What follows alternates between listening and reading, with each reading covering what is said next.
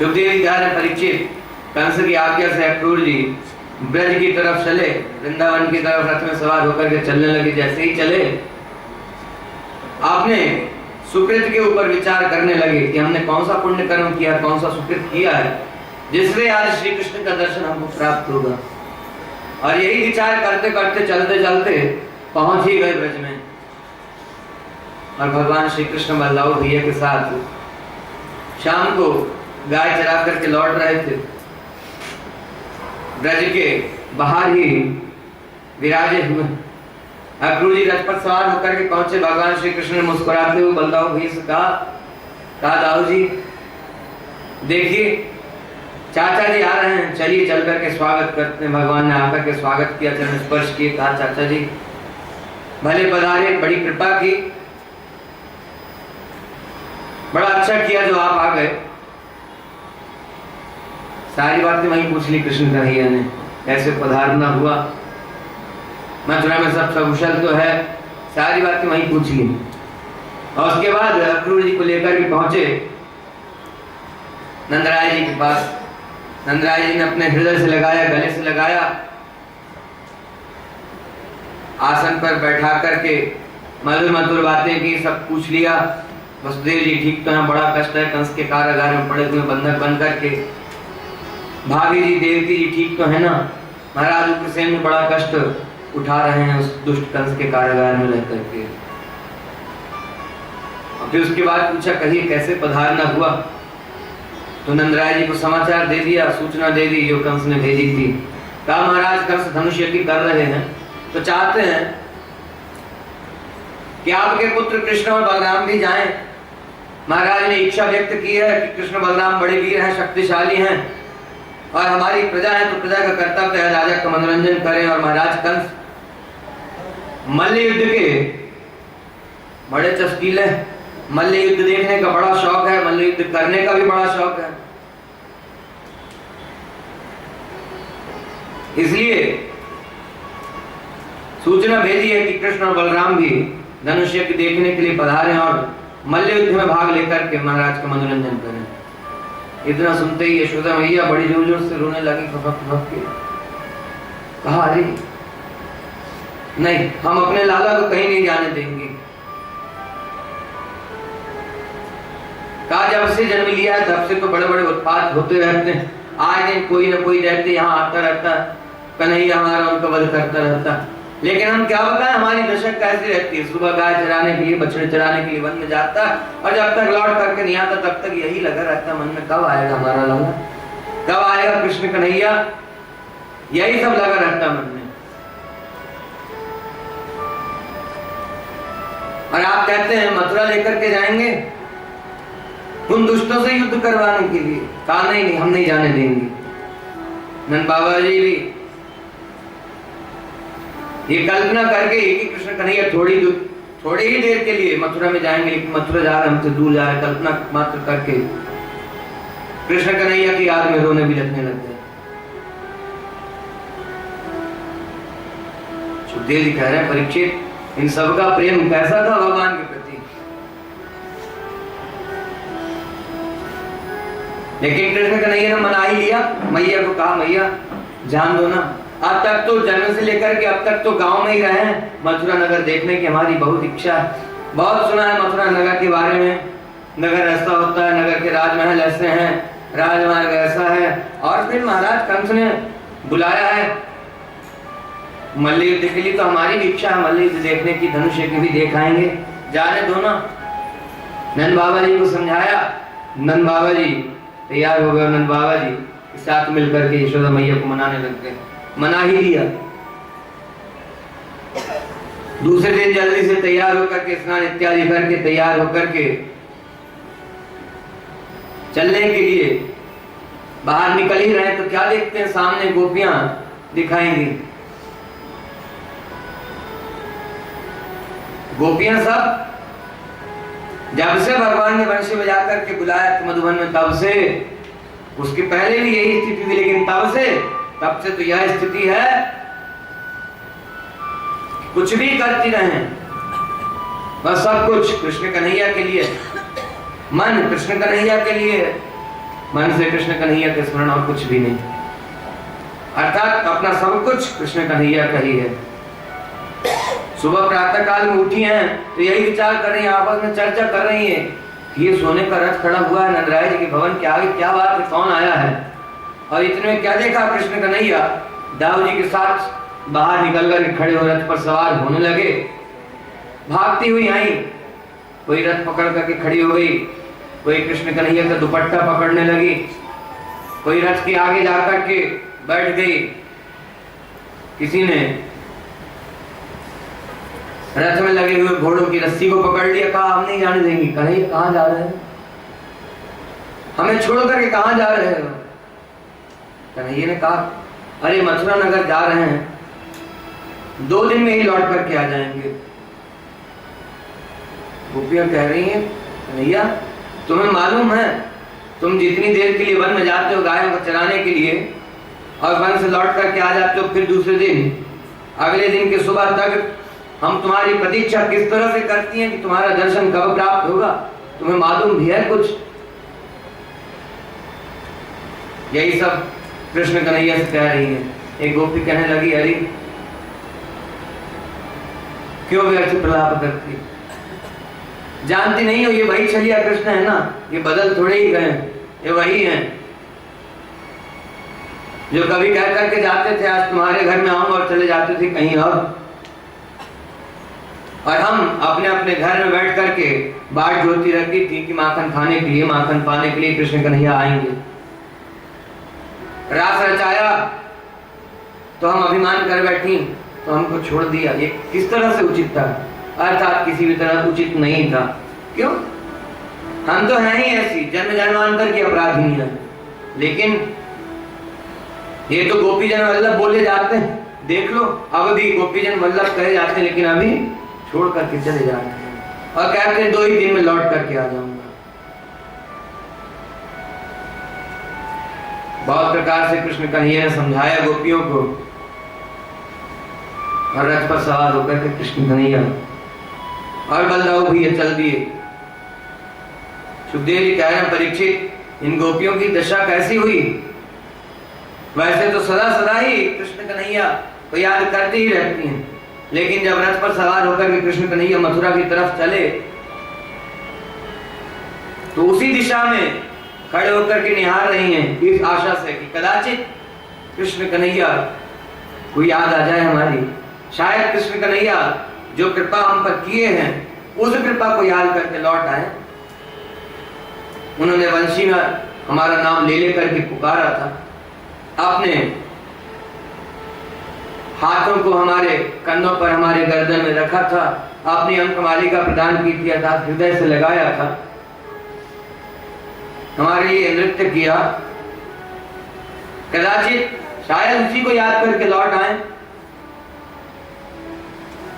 सुखदेव जी कह रहे हैं परीक्षित जब तक रथ की ध्वजा चमकती रही तब तक उसी दिशा में देख रही, और तो और रथ के चलने से धूल उड़ रही है तो धूल का एक एक कण जब तक दिखता रहा तब तक उसी दिशा में निहारती रही, कदाचित कृष्ण कन्हैया लौट करके आ जाए, अपनी दासियों का स्मरण हो आए, शायद लौट आए। लेकिन कृष्ण कन्हैया तो सबके ऊपर कृपा करना है ना, और यह विरह भी जो है, विरह जो प्राप्त हो रहा है गोपियों, यह भी कृपा ही है। कृष्ण कन्हैया बलदाऊ भैया के साथ रथ पर सवार होकर चले गए। अक्रूर जी यमुना नदी के किनारे पहुंचे, दोपहर के समय रथ को पेड़ की छांव के नीचे खड़ा कर दिया और अक्रूर जी बोले कन्हैया से कहा स्नान संध्या वंदन करके आते हैं, दोपहर का समय। कन्हैया ने कहा ठीक है चाचा जी, आप स्नान संध्या वंदन इत्यादि करके आइए। और कृष्ण कन्हैया वहीं बैठे हुए हैं बलराम जी के साथ में। अक्रूर जी के मन में तमाम तरह की शंकाएं थी, बहुत तरह के विचार मन में चल रहे थे। सुखदेव जी कह रहे हैं परीक्षित जल में जैसे ही डुबकी लगाई स्नान करने के लिए, जैसे ही डुबकी लगाई तो क्या देखते हैं, बलराम जी बैठे हुए और बलराम जी की गोद में कृष्ण कन्हैया बैठे हुए, दोनों मधुर मधुर वार्तालाप कर रहे हैं। तुरंत चौकन्ने हुए, जल से बाहर निकले तो क्या देखते हैं, उधर ही निहारने लगे। क्यों? कृष्ण कन्हैया और बलराम जी को तो वहां बैठा के आए थे। तुरंत जल से बाहर निकल करके उधर देखा तो वहां क्या देखते हैं, वहां भी कृष्ण कन्हैया और बलराम जी आपस में बातचीत कर रहे हैं, मंद मंद मुस्कुरा रहे हैं। और फिर डुबकी लगाई तो दोबारा फिर वही दृश्य देखा, मधुर मधुर वार्तालाप चल रहा है, कन्हैया का और बलदाऊ भैया का मुस्कुराते हुए बड़े मधुर भाव से बातचीत कर रहे हैं। सुखदेव जी कह रहे हैं, परीक्षित आप समझ में आया? क्यों मन में तमाम तरह की शंकाएं जो चल रही थी, ये सब शंका भगवान ने दूर कर दी।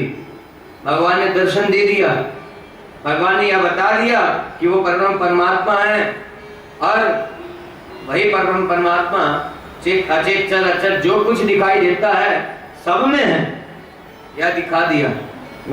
इसी विचार में पड़े हुए थे कि हम समझते हैं ये परम परमात्मा, लेकिन क्या ये वास्तव में परम परमात्मा है, भगवान है? भगवान ने दिखा दिया, सारी शंका दूर हो गई। आकर के भगवान के चरणों में साष्टांग प्रणाम किया, स्तुति वंदना की और फिर रथ पर सवार होकर के चल दी मथुरा नगर की तरफ। इधर केवल कृष्ण कन्हैया और बलराम जी थोड़ी पधारने वाले थे मथुरा में। अब कृष्ण कन्हैया बलदाऊ भैया पधारे हैं तो इनके ग्वाल सखा थोड़ी दूर रहेंगे, वो भी और सारे ग्वाले जो हैं सब पहुंचे मथुरा में, अपने अपने वाहनों पर बैलगाड़ियों पर सवार होकर के सब पहुंच गए वहीं मथुरा नगर के बाहर, इंतजार कर रहे हैं, प्रतीक्षा कर रहे हैं। और इधर भगवान श्री कृष्ण पहुंचे तो अक्रूर जी से क्या बोले, कहा चाचा जी आप चलिए, अब हमको यहीं उतार दीजिए, हम अपने सखाओं के साथ में आएंगे मथुरा नगर का दर्शन करने की इच्छा, तो मथुरा नगर को देखते हुए, दर्शन करते हुए, मथुरा नगर की शोभा को निहारते हुए आएंगे। अक्रूर जी चले गए, रथ पर सवार होकर के मथुरा में चले गए और इधर भगवान अपने सखाओं को साथ में लेकर के मथुरा नगर में प्रवेश किए। कैसी दशा हुई सबकी। एक धोबी मिला रजक, जो कपड़ों को साफ सुथरा किया करता, उनमें रंगरेज किया करता है। धोबी मिला, बड़े सुंदर सुंदर राजसी वस्त्र लिए हुआ। तो भगवान ने पूछा, भैया कहाँ जा रहे हो? ये बड़े सुंदर सुंदर वस्त्र लिए हुए हो, कहाँ जा रहे हो? क्या बोला? कहा तुम अहिर गडीरिए वन वन घूम घूम करके गाय चराते हो, गोपियों के ग्वालों के घर में जाकर के माखन चुराते हो, गोपियों का वस्त्र कांधे पर उठा करके रखते हो और यहाँ मथुरा नगर में आकर के क्यों? भगवान ने कहा कहाँ ले जा रहे हो इन वस्त्रों को? तो कहा तुमको क्या करना? कहा हमको भी कुछ वस्त्र दे दो, बड़े सुंदर सुंदर वस्त्र लिए हुए।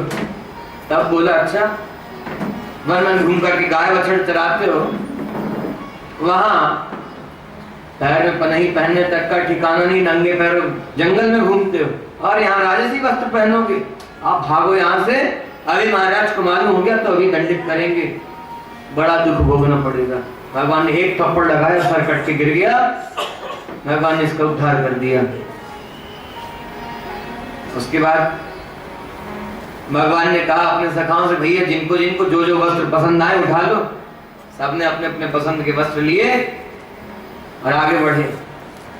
आगे दर्जी भक्त मिला, भगवान का दर्शन करते ही भगवान के चरणों में गिर पड़ा, साष्टांग प्रणाम किया भगवान को। भगवान ने उठाया, कहा प्रभु क्या सेवा करूं? भगवान ने कहा ये सब वस्त्र बड़े बड़े हैं। क्यों? महाराज कंस के वस्त्र थे। कहा ये हमारे नाक की बना दीजिए, जरा हमारे अंग में अच्छे लगे, सुशोभित हो, ऐसा बना दीजिए। हाँ प्रभु जो आ गया, तुरंत लिया, काट छाट करके भगवान के नाप के बना दिए और संग में जो ग्वाल वाल थे उन सबके नाप के वस्त्र तैयार कर दिए। भगवान धारण करके बड़े प्रसन्न हुए। भगवान ने कहा अरे महाराज का दर्शन करने जा रहे हैं तो ऐसे थोड़ी जाएंगे, महाराज का दर्शन करने जा रहे हैं तो वस्त्र उस तरह के होने चाहिए कि महाराज को भी दर्शन करके अच्छा लगे, महाराज को हमें देख करके अच्छा लगे। ये तो भगवान सबके लिए चाहते हैं। आगे बढ़े तो एक स्त्री मिल गई। कैसी थी? कमर से बिल्कुल झुकी हुई, पीठ के ऊपर बड़ा सा कुबड़ निकला हुआ था, बड़ी क्रूप थी, कोई देखना भी नहीं चाहता इसको, ऐसा स्वरूप था, बड़ी खराब लगती थी देखने में, बड़ी क्रूप थी। भगवान पहुंचे, घूम करके पीछे से आ रहे थे, भगवान घूम करके आगे जाकर के खड़े हो गए और भगवान ने पुकारा, सुंदरी कहाँ जा रही हो? ये सब अंग राग चंदन के लेप इत्यादि लेकर के कहाँ जा रही हो? भगवान के मुख से इतना सुना, सुंदरी, सुनकर के ऐसे धीरे से दृष्टि ऊपर उठाई, भगवान का दर्शन करके बड़ी आनंदित हुई और भगवान ने अपने पैर के अंगूठे से इसका पैर दबाया और हाथ की 2 उंगलियां ठोड़ी में लगा करके ऊपर उठा दिया और फिर कहा, सुंदरी। भगवान ने सुंदरी कहा तो बना भी दिया। तो भगवान का दर्शन करते ही अपना सर्वस्व भगवान के ऊपर न्यौछावर कर बैठी। भगवान ने सुंदरी बना दिया, भगवान के चरणों में साष्टांग प्रणाम किया, कहा क्या सेवा करें? यह सब तो महाराज कंस गिरी लेकर के जा रही थी। भगवान ने कहा थोड़ा श्रृंगार हमारा भी कर दो, यह अंगराग लेप इत्यादि हमको भी लगा दो। खूब प्रेम से भगवान को सजाया, भगवान का श्रृंगार कर दिया। फिर भगवान से निवेदन किया कि दासी के घर पर पधारी, अपनी सेवा प्रदान कीजिए। भगवान ने कहा अभी जो कार्य करने जा रहे हैं वो पूरा कर लें, उसके बाद आपके घर अवश्य आएंगे, जरूर आएंगे। सुखदेव जी कह रहे हैं, परीक्षित अब मथुरा नगर में भगवान ने प्रवेश किया तो जो दर्शन किया, जिसने भगवान का दर्शन किया वो सुध बुध खो बैठा, सब कुछ भूल गया। कैसी शोभा भगवान की। छीन ले हंस के सब काय मन, सखी मेरो राधा रमण। छीन ले हंस के सब काय मन, सखी मेरो राधा रमण। छीन ले हंस के सब काय मन, सखी मेरो राधा रमण। छीन ले हंस के सब काय मन, बढ़ा देना।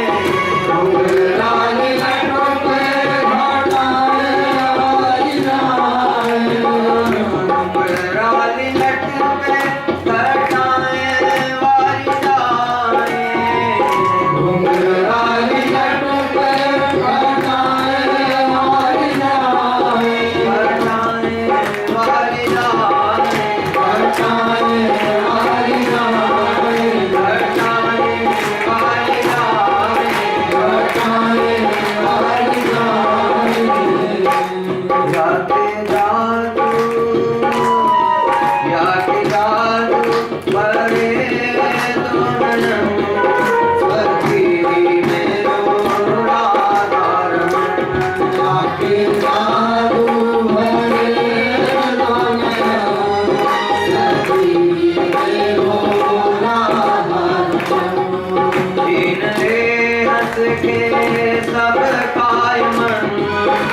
सखी मेरो राधा रमण छीन ले हंस के सब काय मन सखी मेरो राधा रमण पतली कमर बिंदु अंग गठीले पतली कमर बिंदु अंग गठीले पतली कमर बिंदु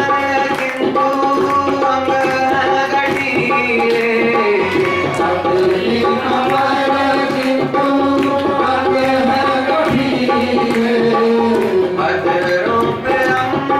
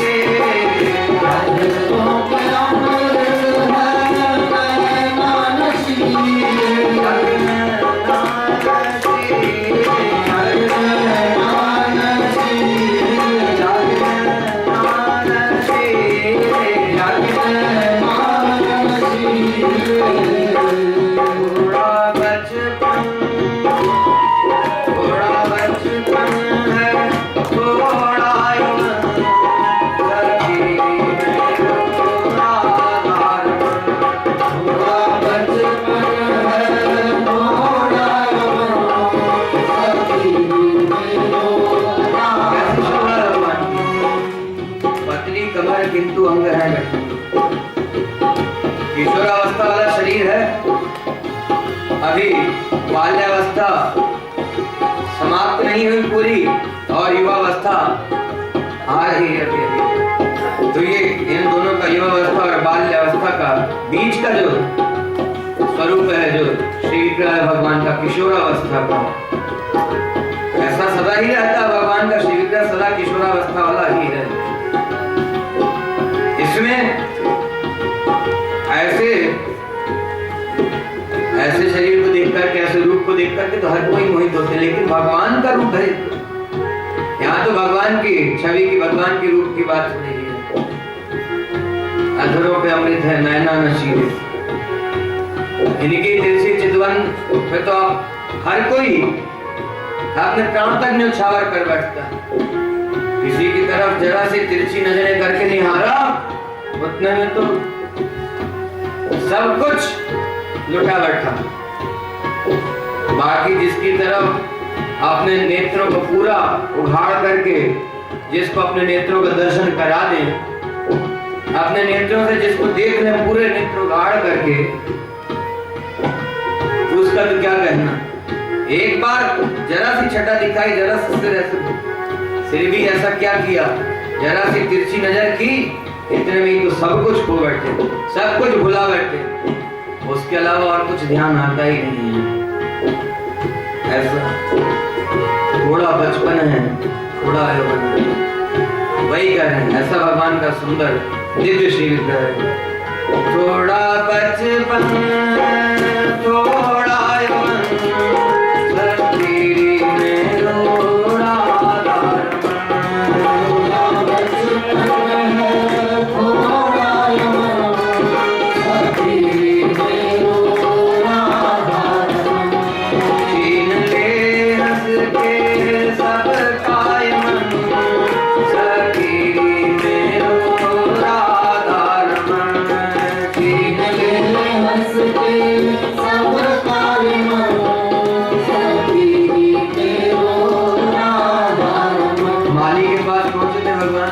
माली मिला रास्ते में, बड़े सुंदर सुंदर पुष्प लिया हुआ था। भगवान ने आवाज लगाई, पीछे मुड़ करके देखा, भगवान के चरणों में साष्टांग प्रणाम किया, और यहाँ इसने भी यही प्रश्न किया, कहा क्या सेवा करूं प्रभु।